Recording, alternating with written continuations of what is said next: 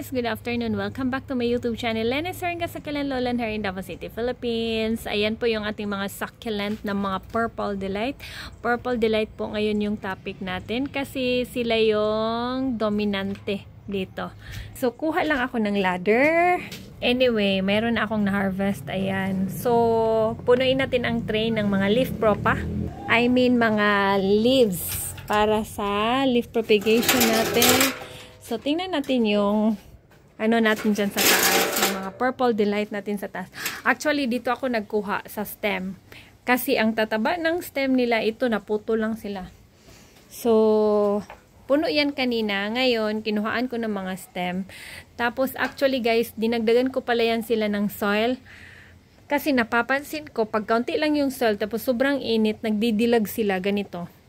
Ayan, nagdidilag sila. Yung nag-yellowish. Pero yung mga okay yung soil, maraming soil, hindi po sila nag-yellowish. Tapos mabilis sila mag-dehydrate. Tapos ayan po yung mga maliliit. So tingnan nyo. Medyo purplish charot. Just anyway, nagdagdag ako ng soil ng Sunday. Tapos ito, marami tong leaves. Tinanggalan ko kanina ng mga leaves. Itong 4. Tapos dito nagbawas ako konti. Dito kasi puno na din yan. So binawasan ko lang ng leaves kasi sobrang ano na, sobrang dami na. So mayroon kasing mga leaves dito sa baba. Yung mga ganito, ayan, tinatanggal ko para yung mga babies din sa ilalim, aside sa ma-propagate natin to, yung mga babies sa ilalim lalaki kasi makahinga sila. So, ito noon, kung mapapansin nyo, dito lang talaga siya sa Tupperware. Tapos ngayon, ang bilis lang lumaki, mga after 6 months, ganyan na yung mukha niya. Tapos ito, last month, hindi pa ganito, di ba? So, ngayon, nagka-spacing na dyan sa gitna kasi sa sobrang init, ang nangyayari, mabilis matlusaw yung sa ilalim ng mga dahon, tapos at the same time, mainit talaga masyado. Kaya dinidiligan ko yan sila guys. Lalo na pag sobrang init. Kahit umulan, ayan, basa pa yung lupa. Pero mainit, mamaya, diligan ko na naman. Don't worry, hindi po yan sila mamamatay. So, dito na side, ito, talagang lumalabas na siya dito. So, hinahayaan ko lang. Tapos, may mga maliliit pa. Pansinin nyo sa ilalim, marami pa siyang maliliit. So, pag ito nag-fall dito, tapos, yung mga maliliit dyan, magkakaspace. So, ngayon, tatanggalan ko to ng mga dahon. Ito, nagtanggal na ako kanina dito na, ito guys, propagation natin to last month, mga cuttings, head cuttings. Ito yung pinaka-last. May portion siya na nalusaw kasi na sunburn, yung pinakababa, ayan.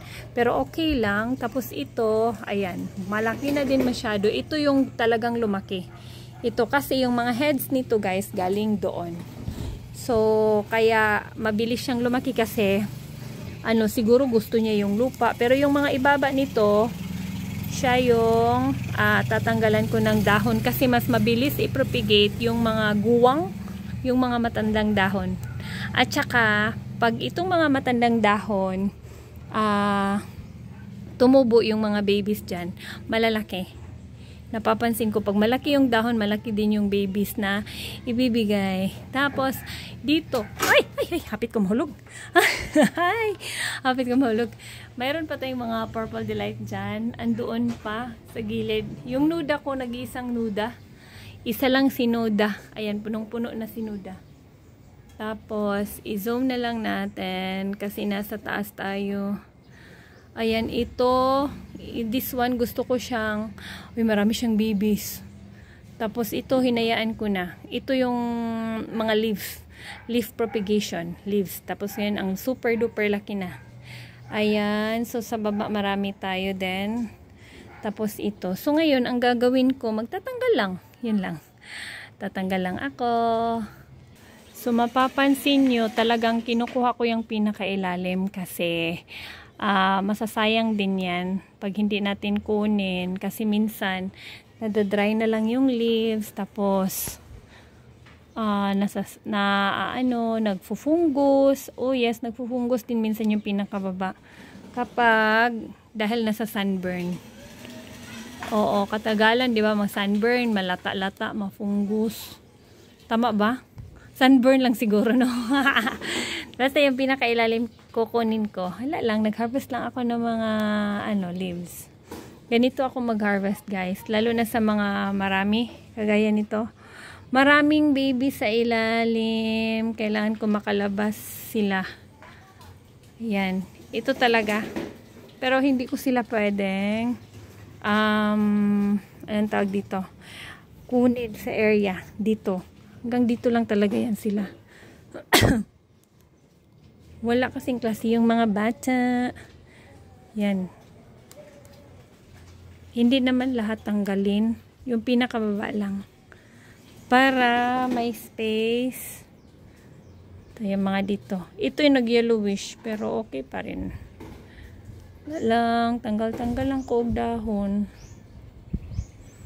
Kita ko kayo. Dalhin ko muna kayo. Mag-harvest ako. Ayan. Pakita ko muna sa inyo yung mga leaf propa update. Hi! Bye-bye muna dyan. So, ito pala yung update ng isang banga. May nag-ano dyan, fungus. So, hayaan ko na lang.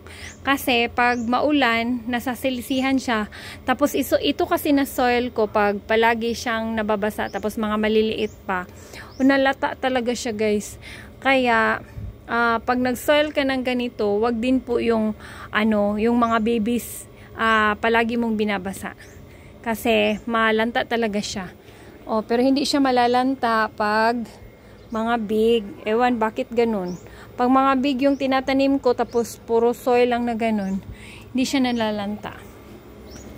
Ayan yung mga update. Ayan. Ito buyag, wala siya nalata. Yan. 'Di ba? Ito, kung hindi ko 'yun kunin, guys, yung mga dahon na old, wala tayong ganito. So, since gusto natin magparami ng mga purple delight na mga babies, so kailangan ko magtanggal ng mga dahon. Papansin nyo, ayan malalaki yung mga dahon na mapropagate kapag malaki yung leaves. Ganyan. O, 'di ba? Mga leaf propa. Ito, meron ako mga pinutol dito at saka tinanggal. Tinanim ko doon sa isang area. Doon sa malaking rectangular pot para dumami yung mga purple delight doon. So, ayan yung update ng ating mga purple delight. Ito, so far, so good. Oo. Tapos, yung isa, saan na yun? Ito, nalanta talaga halos lahat yung laman nito. So, ang ginawa ko, nagkuha ako ng mga leaves ng Purple Delight. Tapos, nilagay ko na dito. Yung nilagay ko dito, guys, malalaki na sana kay mga ghost plant. Ay, meron pa tayo dito sa baba. Ayan. Ay, so marami tayong, pag ito lumaki, instant talaga, ilang pato? 1, 2, 3, 4, 5, 6. Meron pa tayo. Ayan, 7. Hindi ito. Ghost plant ito. Purple Delight. 7. Tapos, meron pa tayo dito. 'Di ba? Meron pa tayo sa mga maliliit. Ay, ito yung bago. Ayan. 'Di ba? Yan ang bago. Ayan lang. Wala lang. Mag-harvest na ako ng Purple Delight. So, ito. Purple Delight din ito. Maraming Purple Delight dito. Pero, ayan. Diniligan ko siya ng panis na gatas. Yung panis na gatas, dinidilig ko din. Nagiging ganyan siya. Pero ayan ko lang, mawala din yan pag ulan. Dinidilig ko po yung panis na gatas, yung kape na hindi naubos, pinagdidilig ko sa mga succulent. Ayan. Yung ng rice, ayan, marami tayong Purple Delight. Yung ng rice, yung tag dito, yung pinaghugasan ng bigas. So, balik tayo sa harvesting ng mga leaves kasi lapit nang muulan. Sana hindi lang mag-ulan kasi hindi pa dry yung pinagkunan natin. Pero so far, kahit na naulanan sila, kung walang sugat, okay lang naman. Hindi naman sila naaano. So, ayan guys, mag-harvest muna ako ng mga dahon ng Purple Delight. So, see you on my next vlog. Wala lang, gusto ko lang mag-inspire sa lahat na mag-harvest din kayo dyan. Baka marami ng dahon yung mga Purple Delight nyo.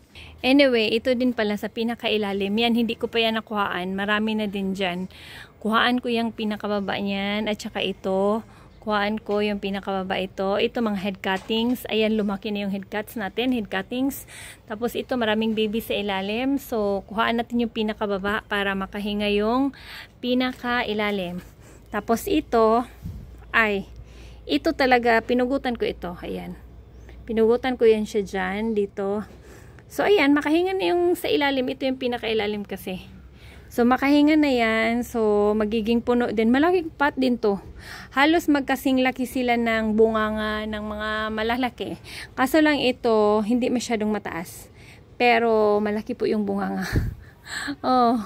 So, ito, hindi ko nakunan. Siguro, yung pinakababa lang. Ito, guwang naman good siya ba?